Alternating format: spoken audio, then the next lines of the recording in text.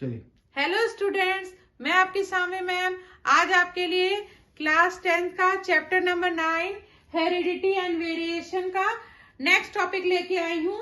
Die hybrid cross. Dihybrid cross क्या होता है? ठीक है, अभी मैं आपको पिछले लेक्चर में ये बता चुकी हूँ कि मोनोहाइब्रिड क्रॉस क्या होता है। मोनोहाइब्रिड क्रॉस क्या होता है? जब भी किसी प्लांट के एक डिफरेंट कैरेक्टर जो है होमोजाइगस कैरेक्टर, जो होमोजाइगस प्लांट के दो डिफरेंट कैरेक्टर, जैसे कोई टॉल और कोई ड्वार्फ प्लांट होता है, उनमें जब आपस में क्रॉस पॉलिनेशन कराया जाता है तो क्या होते हैं, F1 जनरेशन जो होती है उसमें सभी जो होते हैं पौधे कैसे होते हैं? टॉल होते हैं। केवल टॉल क्यों? क्योंकि इसमें आप देख रहे हो कि टॉल क्या है? डोमिनेट ट्रेट है, एक डोमिनेट कैरेक्टर है, और शॉर्ट या ड्वार्फ जो है वो एक रिसेसिव ट्रेट है। ठीक है, तो केवल जो टॉल है वही फर्स्ट जनरेशन में दिखाई देगा। जब इसमें सेल्फ पॉलिनेशन कराएंगे तो जो है उनका रेशियो हो जाएगा 3:1। उनका 3 और रेशियो का, यानी 3 पौधे लंबे होंगे और एक पौधा क्या होगा? ड्वार्फ होगा। ठीक है, ये आपको समझ में आ गया था ना? अब मैं आपको पढ़ाऊंगी डाई हाइब्रिड क्रॉस, यानी कि किसी भी प्लांट के दो डिफरेंट कैरेक्टर को लेंगे। जैसे कि मटर के पौधे होते हैं, उसके येलो राउंड बीज लेंगे और ग्रीन रिंकल। येलो राउंड यानी पीले गोल बीज लेंगे और ग्रीन हरे झुर्रीदार बीज लेंगे। जब ये उनके गैमेट्स है Y Y R R, Y capital Y capital Y, capital R और capital G small R, green wrinkle यानी हरे झुर्रीदार बीजों।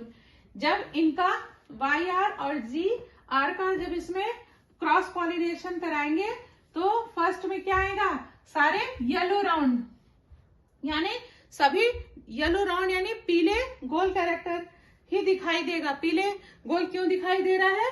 क्योंकि यहाँ पे आप देख रहे हो येलो और राउंड क्या है?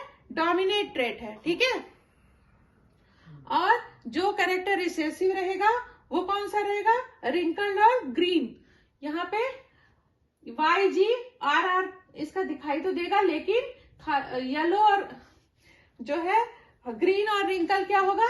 ग्रीन और रिंकल इसका रिसेसिव कैरेक्टर रहेगा। ठीक है, जब इनमें येलो राउंड में आपस में सेल्फ उनमें पॉलिनेशन कराया जाएगा तो हम ये इसके गैमेट्स लिख लेंगे इस तरह से: capital Y capital R, Y small R, G capital G capital R, capital G small R, यानी येलो राउंड और येलो रिंकल और ग्रीन राउंड और ग्रीन रिंकल।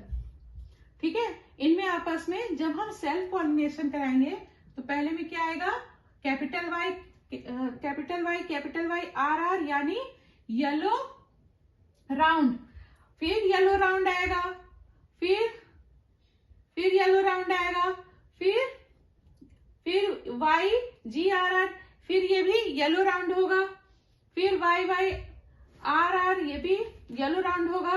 लेकिन इसके बाद जो है ये क्या हो जाएगा? येलो और ये रिंकल हो जाएगा। ठीक है, फिर ये हम सेकंड लाइन में देखेंगे, ये भी येलो राउंड हो जाएगा। फिर उसके बाद क्या हो जाएगा? येलो रिंकल, फिर येलो राउंड, फिर येलो रिंकल, फिर जी वाई आर आर क्या होगा? फिर येलो और येलो राउंड हो जाएगा ये, फिर जी वाई आर आर, ये भी येलो राउंड हो जाएगा। अब जी आर आर क्या आ जाएगा? ये हो जाएगा ग्रीन राउंड। ठीक है, ये हो जाएगा ग्रीन राउंड, फिर ये भी ग्रीन राउंड, फिर इसके बाद ये हो जाएगा वाई आर है इसमें, तो ये क्या हो जाएगा? येलो राउंड, फिर उसके बाद ये हो जाएगा येलो रिंकल, फिर ये हो जाएगा ग्रीन राउंड, और जो एक बचेगा ये ग्रीन रिंकल्ड बचेगा। तो ये इस तरह से पूरा चार्ट बन के तैयार हो जाएगा और इससे हम आसानी से समझ पाएंगे। ठीक है, तो इसका रेशियो क्या हो जाएगा?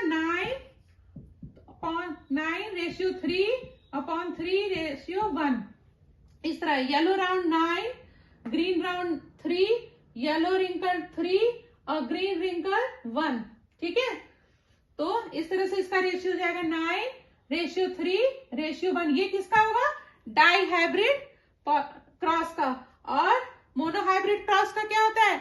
3:1। और डाई हाइब्रिड क्रॉस का 9:3:3:1। ठीक है, ये दोनों में क्लियर समझ में आ गया।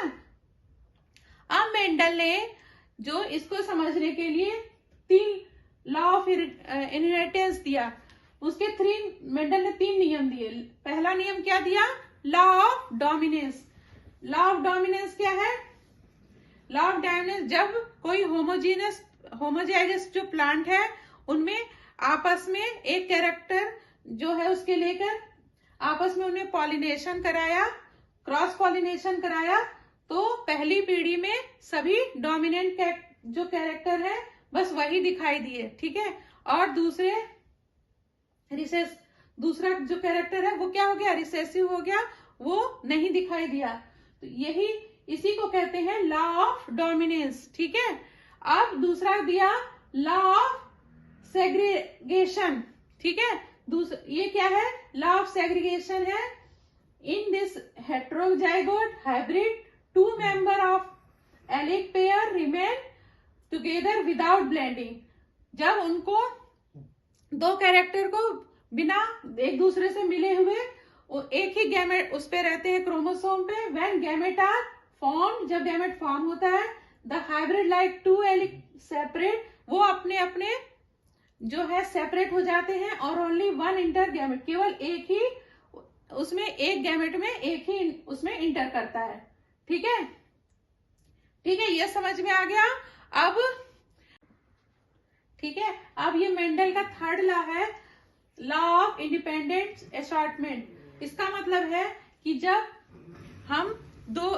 किसी 2 कॉन्ट्रास्टिंग कैरेक्टर होते हैं, जब उनमें हम क्रॉस पॉलिनेशन कराते हैं तो जो गैमेट बनता है वो आपस में एक दूसरे के ऊपर डिपेंड नहीं होता। ठीक है, जैसे YYRR है, YYR और स्मॉल r है, तो ये एक दूसरे के ऊपर डिपेंड नहीं होता, इनका अलग अलग प्रभाव होता है। ठीक है, तो ये इसका मेंडल का 3rd लॉ है। और इसके बाद हम पढ़ेंगे application of Mendel law. Mendel के जो ये एप्लीकेशन, जो मेंडल ने लॉ दिया था, इसका क्या एप्लीकेशन होता है? एक तो हम हेरिडिटी डिसीज जानने में, जैसे किसी को कोई बीमारी, किसी के फादर को है, मदर को है, तो उनके बच्चों को वो बीमारी हो सकती है। हेरिडिटी डिसीज जानने के लिए मेंडल के लॉ का उपयोग होता है। और होता है कि जो मॉडर्न जेनेटिक्स में इसका उपयोग होता है ना। और जो है क्रॉप की नई नई फसलों को जानने के लिए इसका उपयोग होता है। कहते हैं ना, जैसा बीज डालेंगे वैसा ही पौधा उगेगा, तो उसके लिए इसका उपयोग होता है। डिफरेंट क्रॉप्स की जीन्स को जानने के लिए इसका उपयोग होता है। Thank you.